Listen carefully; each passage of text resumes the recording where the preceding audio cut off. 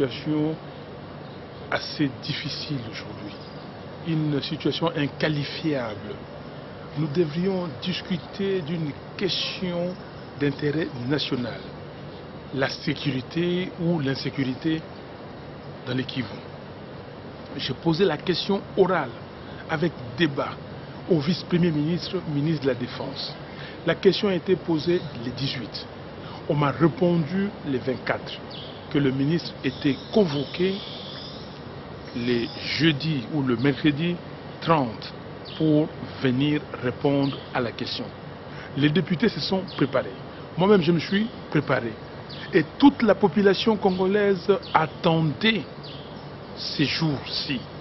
On attendait d'entendre du ministre des vérités sur les Kivu, les contrats qu'il a signés avec son homologue rwandais.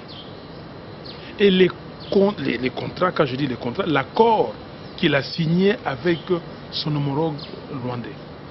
Et l'accord que les autres ont signé en mars 2009. Quels sont les résultats que les accords ou l'accord de 23 mars 2009 ont produit? Et aujourd'hui, on arrive à l'Assemblée. Le président de l'Assemblée nationale nous dit que non, cette question doit être traitée à huis clos. Mais qu'est-ce que ça veut dire huis clos?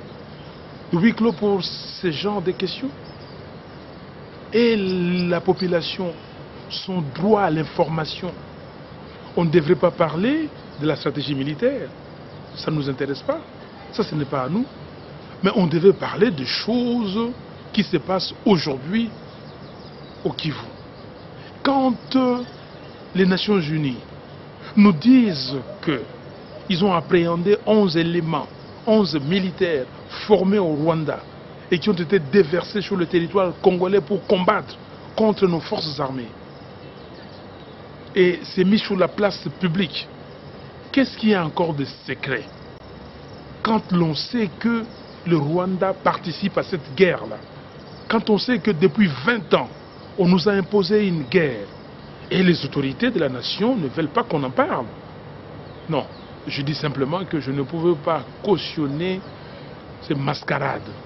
Je ne pouvais pas être complice d'une situation, d'un comportement irresponsable.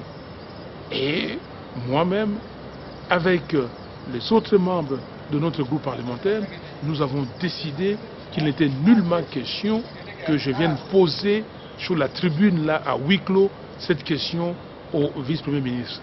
Donc, je dis que M. Minakou, le président de l'Assemblée nationale, va porter la responsabilité de ses comportements et qui sera jugé par l'histoire.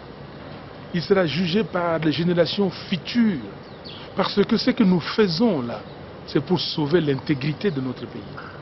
Alors pour sauver l'intégrité du pays, il y a certains fils ou certaines filles de ce pays pensent que non, on doit faire plaisir à des personnes qui n'ont aucun intérêt pour le pays.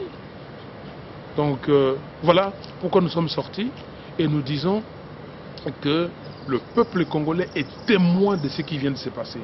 Le peuple congolais est témoin du fait que le président de l'Assemblée reçoit les ordres ailleurs, et je le lui ai dit, qu'il reçoit les ordres ailleurs, et il vient appliquer un bon soldat à l'Assemblée nationale. Donc c'est la dictature que nous sommes en train de vivre. Mais nous n'allons pas faiblir. Nous n'allons pas lâcher prise. Parce que nous sommes venus à l'Assemblée justement pour ça, pour démasquer les complices. Voilà la raison fondamentale pour laquelle nous n'avons pas voulu poser ou reposer cette question devant la tribune au vice-premier ministre et ministre de la Défense. On ne voulait pas cautionner la mascarade. C'est moi qui vous remercie.